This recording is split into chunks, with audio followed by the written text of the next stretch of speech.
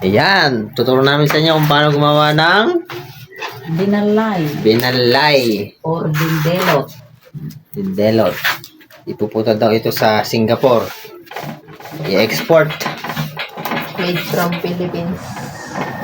Ayan. So, punasan nila yung nilamig na dahon ng saging.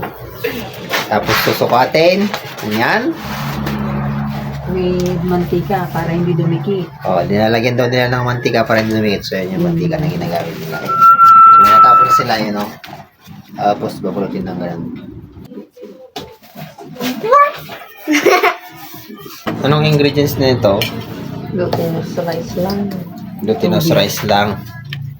Yung sauce ang iba pa yung sauce. Sauce ang magpapasarap dyan. Yun yung magbibigay lasa. So yan, pinapahila na ng mantika. May hawak siyang walis tambo. Para hindi daw dumikit yung glutinous. Tapos, lalagyan nila ng konting yan. Yung glutinous na yan. Maliit lang para hindi daw makusil. Dumikit na nga. So, kung hindi po marunong gumawa, yan. Ito po ang tutorial. Follow nyo lang po yung page ng Nora TV Vlog. Ganyan ha. O yan, tutupin nila sa dulo-dulo, tsaka nila iro-roll yan. Para mag-lock. Nag-lock na siya. Ito na yung Yan na yung mga natapos pero niya. maghahanap mamaya ng kapartner niyan para matalian siya ng ganito. Yung pala, yung pala yung mga natapos na. Bali, dalawa pala yung magkatabi na yun. Nakalagay ng partner yan. Para pag nilagain, hindi puwasukan ng tubig.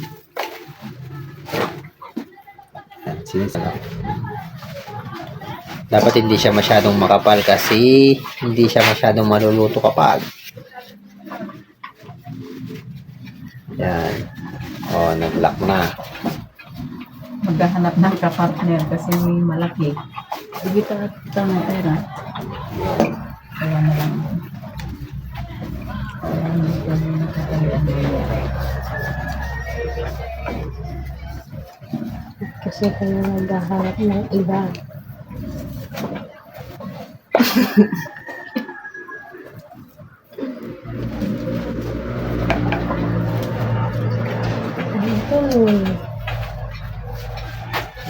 Sana talaga kasi naaranod ko.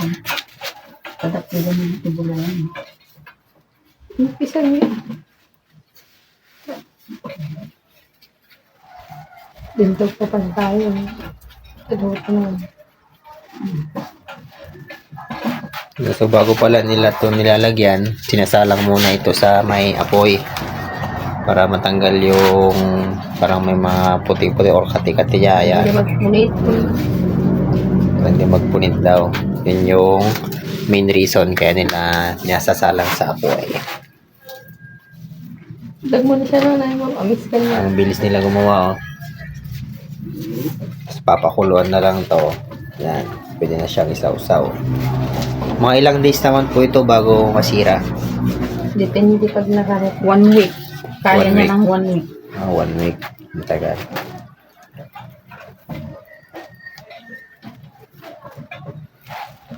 Ay, witness. Pakita mo nga yung mga panali mo ate na ginawa mo. Yan. So, yan. Made from saging din yan. Dahon ng saging.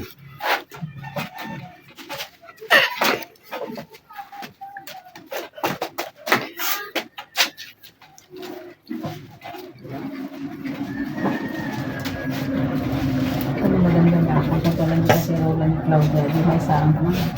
Doon naman kasi